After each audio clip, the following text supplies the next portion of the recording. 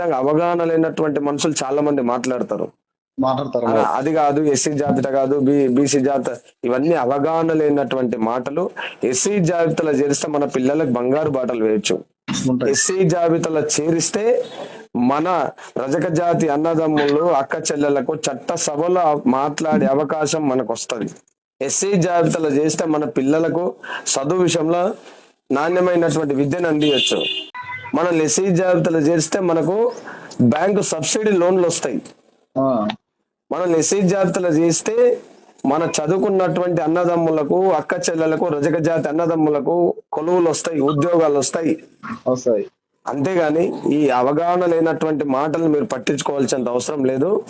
ఎప్పుడైనా సరే, ఏ టైం అయినా సరే, ఎప్పుడు ఫోన్ చేసినా మాట్లాడతా. ప్రతి ఒక్కరికి ఒకటే విషయం చెప్తున్నా, రజకులను ఎస్సీ జాబితాలో చేర్చే విధంగా ఏదైతే అఖిల భారత రజక సంఘం కార్యక్రమాలు నిర్వహిస్తుందో దాంట్లో ఆంధ్రప్రదేశ్ తెలంగాణలో ఉన్నటువంటి రజకులు భాగస్వాములుగా కావాలి. మన పిల్లలకు బంగారు బాటలు వేద్దాం. వేయాలనా?